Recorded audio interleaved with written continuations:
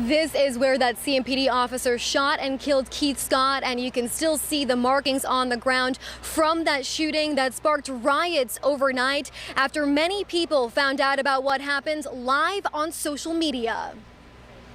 Police just shot my daddy 4 times for being black. The moment Lyric Scott found out her father was shot and killed by police was streaming live on Facebook. That's when many people took to the streets to protest the death of Keith Scott. The guy was like on Facebook, and Facebook Live, and he was just like bringing everybody out. Thousands of people rioted, closing down a highway and damaging police cars, all while posting their pictures and videos online. Photographing it versus actually watching it can kind of put a barrier between them and the event and kind of create more emotional distance between them. UNC professor Anita Blanchard says social media can enhance that mob mentality we saw in Charlotte last night. De-individuation can happen. That's a situation where you forget, you do something you wouldn't normally do as an individual, but you're in a group and so you're more likely to do it, and that's a real problem. But she says these digital tools also bring people together to spotlight these crucial issues, something Charlotte Magazine editor Adam Rue was able to do Tuesday night. What I wanted to do was to tell the story of what was happening here in Charlotte. Rue was on assignment at the riots and captured this image of police in riot gear, and it's been shared around the world, even by the New York Times. I didn't really know that it was that special of an image until after I posted it on Twitter. I turned around, and as I was running from the tear gas, just sent it up to the internet. Like most people in the crowd of protesters, recording a historic moment that will live on online.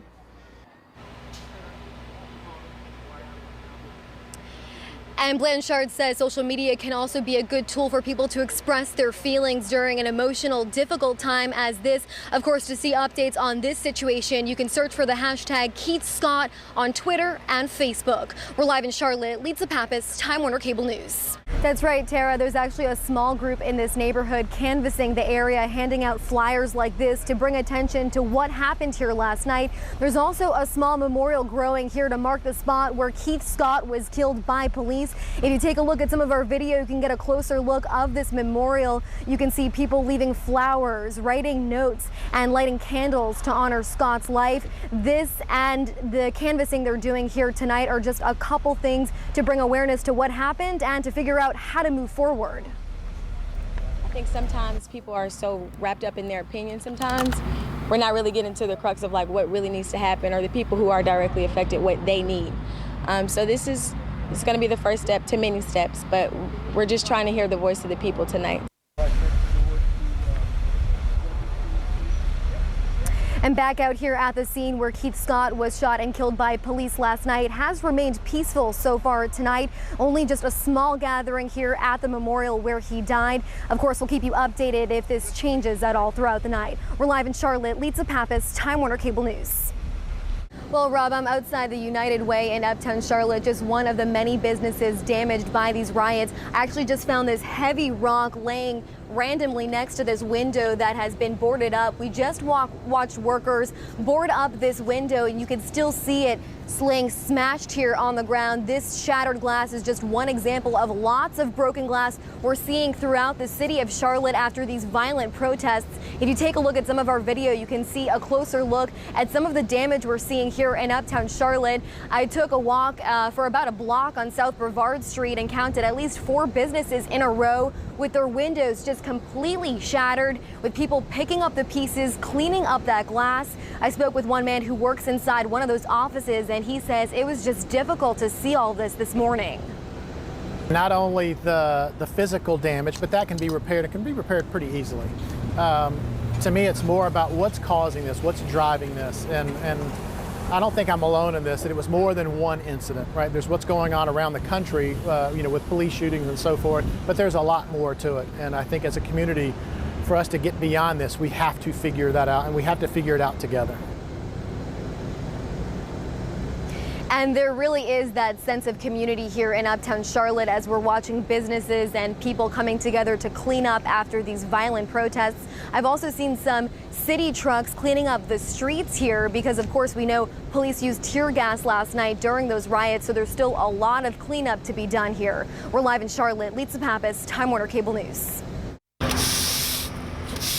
The sounds of sweeping glass replaced the hustle and bustle you usually see on a Thursday morning in Uptown Charlotte.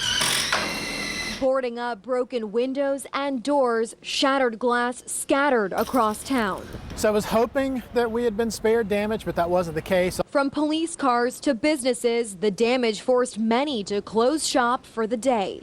So I'm just out here, just anybody need any help. Got my trash bag with me, got my gloves, so I'm just supporting my city. After the chaos comes the community coming together to help each other clean up. If I can help anyway, just to ease their heartache, that's what I'm gonna do. The United Way had to board up its windows and doors this morning, and I found this large rock just sitting below this window that was just boarded up, and you can still see the shattered glass just laying here on the ground. This is my first time seeing anything at this caliber. Charlotte natives say they've never seen violence or damage like this before. Now city crews cleaning the streets after tear gas sprayed the city Wednesday during the second night of riots sparked by the officer-involved shooting that left Keith Scott dead.